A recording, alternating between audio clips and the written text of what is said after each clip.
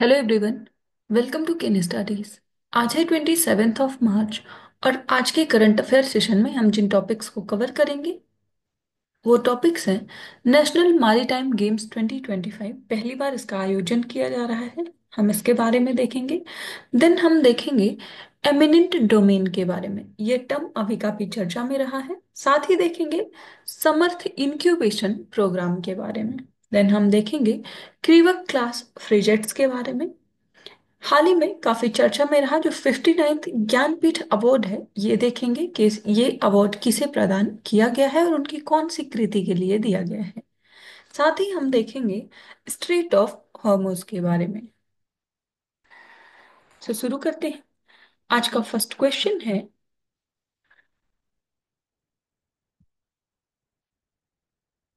where was the National Maritime Games 2025 inaugurated by the President of the Indian Olympic Association and Member of Parliament Dr. P.T. Usha? सो यहाँ पर आपसे पूछा जा रहा है, भारतीय ओलंपिक संघ की अध्यक्ष और सांसद डॉक्टर पीटी उषा द्वारा राष्ट्रीय समुद्री खेल 2025 का उद्घाटन कहाँ पर किया गया? आपके ऑप्शंस हैं गोवा, कोची, चेन्नई या फिर नवी मुंबई। आप ध्यान रखेंगे कि पहली बार राष्ट्रीय समुद्री खेलों का आयोजन किया जा रहा है और इस क्वेश्चन में आपका करेक्ट ऑप्शन हो जाएगा ऑप्शन डी। सो इसका आयोजन किया जा रहा है नवी मुंबई में। आप देख सकते हैं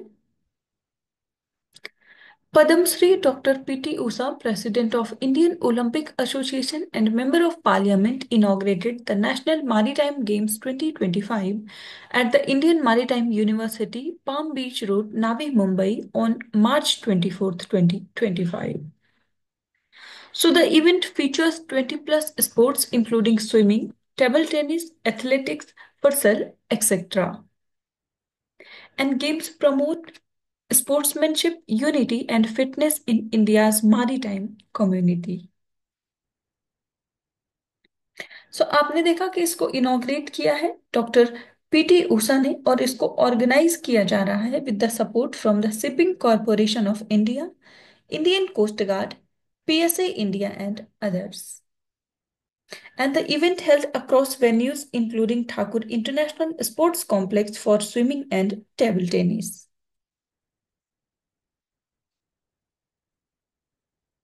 बढ़ते हैं नेक्स्ट क्वेश्चन की ओर।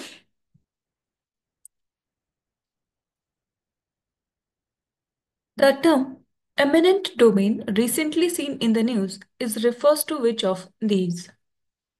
सो यहाँ पर आपसे पूछा जा रहा है, हाल ही में समाचारों में देखा गया जो शब्द है प्रतिष्ठित डोमेन, ये निम्नलिखित में से किसको संदर्भित करता है? ऑप, आपके ऑप्शंस हैं the sovereign power of the state to acquire private land for public purpose. And second, a special economic zone designated for international trade. Third, land owned by the President of India under constitutional powers या फिर property inherited through ancestral lineage without legal dispute. So, आपको बताना है कि ये जो term है eminent domain, ये किसको संदर्भित करता है या इसकी सही डेफिनेशन क्या है?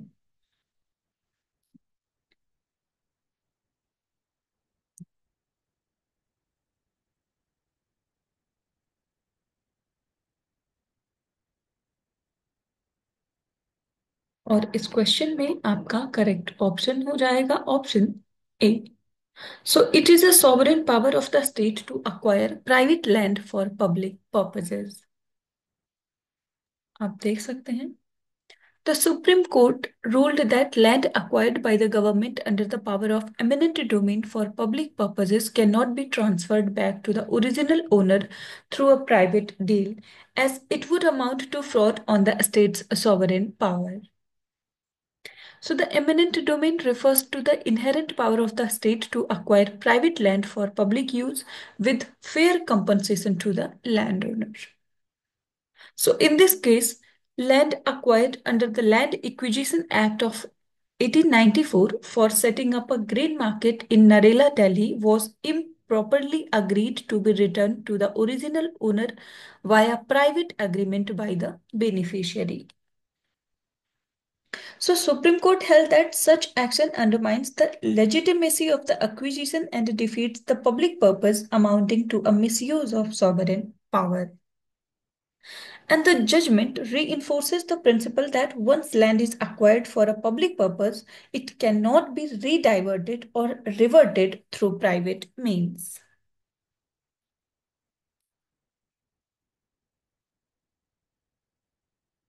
बढ़ते हैं नेक्स्ट क्वेश्चन की ओर।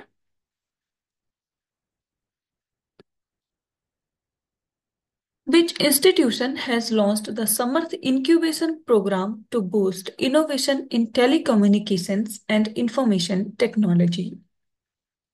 सो यहाँ पर आपसे पूछा जा रहा है, इस संस्था ने दूरसंचार प्रौद्योगिकी और सूचना प्रौद्योगिकी में नवाचार को बढ़ावा देने के लिए समर्थ इंक्यूबेशन प्रोग्राम को शुरू किया है। आपके ऑप्शंस हैं IIT Delhi, centre for development of telematics, NITI Aayog या फिर ministry of commerce and industry.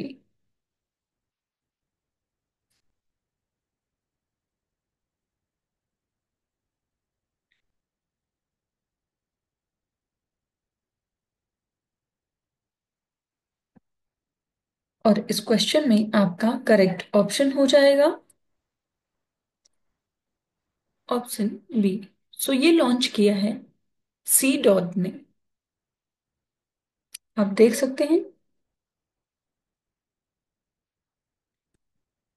Center for Development of Telematics launched the Samarth Incubation Program to boost innovation in telecommunications and information technology.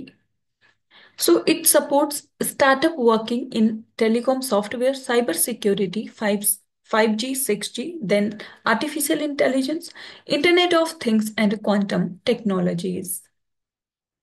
So the program provides up to 5 lakh 6 months of the office space as C dot, lab access and expert mentorship. So Software Technology Parks of the India under Ministry of Electronics and Information Technology is the implementation partner to nurture high impact startups. And the program runs in a hybrid mode with two cohorts of 18 startups each. So C dot की बात करें तो इसको establish किया गया था अगस्त 1984 में as an autonomous telecom research and development centre of the department of telecommunications under the government of India. और ये रजिस्टर्ड है under the societies registration act of 1860। So, CDOT, as a torchbearer of indigenous telecom research and development, it continues to develop latest technology products in areas like optical switching, wireless, security, and network management, while also working on futuristic technologies like 5G, AI, and IoT, etc.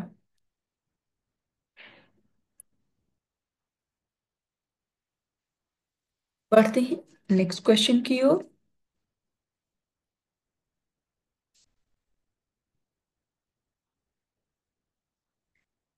The Kriva class frigates are primarily designed for which one of the following roles?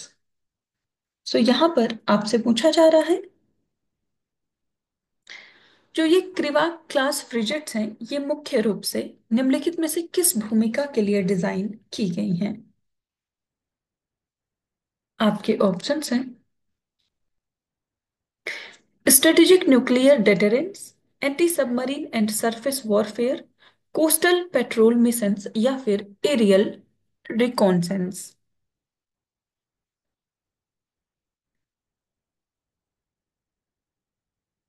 आपको बताना है कि ये जो क्रीवा class frigates हैं इनका role क्या है। और इस क्वेश्चन में आपका करेक्ट ऑप्शन हो जाएगा ऑप्शन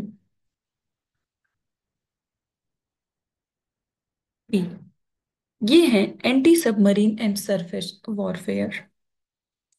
आप देख सकते हैं Krivak class frigates, originally designed by the Soviet Union under Project 1135 Brunvesik, are primarily intended for anti-submarine warfare and surface warfare. So these ships are equipped with advanced sonar systems, missiles like the SSN-14 for ESW and other weaponry to detect and eliminate enemy submarines and large surface ships. So they have also been adapted for escort missions and air defense in naval formations. So Tavasha, the last of the four Kriva class stealth frigates, it was launched by the Goa Shipyard Limited on 22nd of March 2025. And it is the second ship under the construction at GSL under a technology transfer agreement with Russia. So the launch marks a milestone in India's naval self-reliance and defense production capabilities.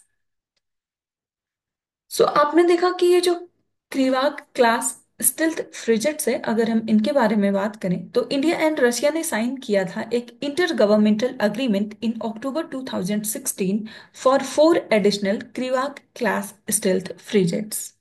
And under this agreement, two ships are imported directly from Russia and two ships are manufactured at Goa shipyard under technology transfer.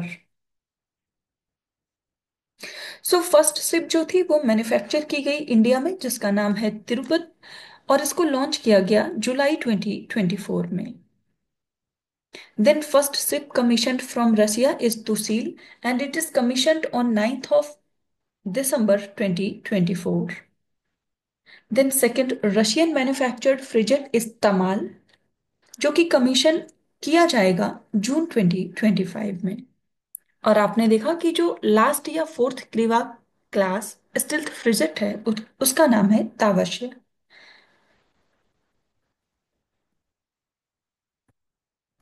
सो अगर हम anti submarine warfare की बात करें तो it refers to military strategies and tactics use to detect, track and neutralize enemy submarines using ships, aircraft, submarines and under water sonars. बढ़ते हैं next question की ओर.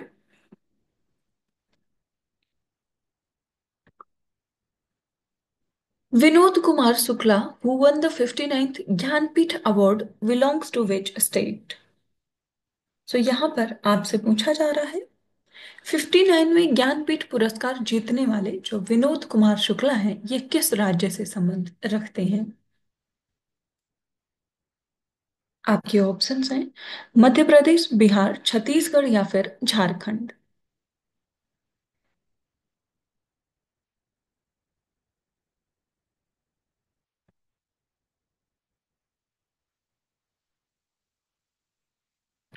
और इस क्वेश्चन में आपका करेक्ट ऑप्शन हो जाएगा ऑप्शन सी. सो ये संबंध रखते हैं छत्तीसगढ़ राज्य से. आप देख सकते हैं eminent Hindi poet and writer Vinod Kumar Shukla from Chhattisgarh has been selected for the 59th Jnanpith Award 2024. And he is the first from Chhattisgarh and the 12th Hindi writer to receive this prestigious award. 58th Jnanpith Award की बात करें so it was awarded to Jagat Guru Ram Bhadracharya ji for Sanskrit and Guljar for Urdu. And the Bharatiya Jnanpith Trust administers the Jnanpith and Murti Devi Awards. So the first Jnanpith Award was given to Malayalam writer G.S. Guru.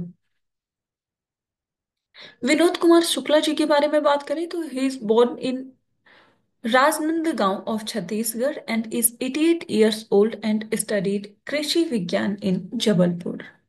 And his first poetry collection, लगभग जय Hind, was published in 1971. सो अगर हम Jnanpith award की बात करें तो ये भारत का oldest and highest literary award है. And it is given annually to an author for their outstanding contribution towards literature.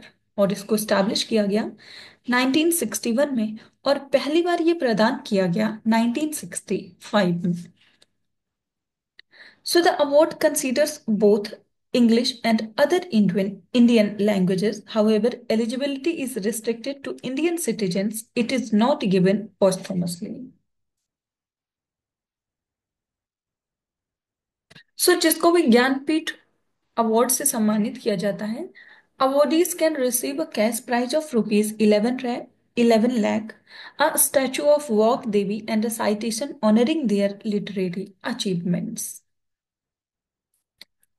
आप ध्यान रखेंगे, ज्ञानपीठ अवार्ड जो 2024 का है, 2024 का है 59th एडिशन, ये दिया गया है विनोद कुमार शुक्ला को। बढ़ते हैं नेक्स्ट क्वेश्चन की ओर। The strait of Hormuz connects which two water bodies. यहाँ पर आपसे पूछा जा रहा है, जो हॉर्मूज जल डमरू है वो किन दो जल निकायों को जोड़ता है, या वो किन दो जल निकायों के मध्य स्थित है। आपके ऑप्शंस हैं Red Sea and Mediterranean Sea, second Persian Gulf and Gulf of Oman, third Arabian Sea and Bay of Bengal, या फिर ब्लैक सी एंड कैस्पियन सी।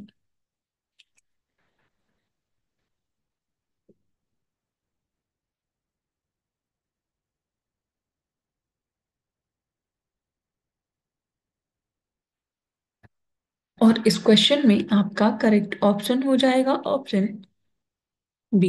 ये है पर्शियन गल्फ और गल्फ ऑफ ओमान के मध्य। आप देख सकते हैं। amid tensions with the United States, Iran installed missile systems on the disputed islands of Greater Tum, Lesser Tum, and Abu Musa near the Strait of Hormuz. Strait of Hormuz की बात करें तो it is a narrow waterway between Iran and the Arabian Peninsula, specifically the UAE and Musandam of Oman. It connects the Persian Gulf to the Gulf of Oman, and Iran is on the north coast while the UAE is on the south coast. This strait is 167 kilometers long with a width ranging from 39 to 95 kilometers, and it allows the passage of large vessels despite narrowing towards the north. The key islands in the strait include Hangam, Hormuz, and Kisum, and the Strait of Hormuz is a critical global trade route with 30% of the world's liquefied gas and 25% of oil passing through it. अभी हाल ही में जो tension बढ़ी है Iran और United states के मध्य, इसकी वजह से ये जो स्ट्रेट ऑफ हॉर्मूज है ये काफी चर्चा में रहा है। आज के करंट अफेयर सेशन में इतना ही। Thank you for watching. Do like share and subscribe.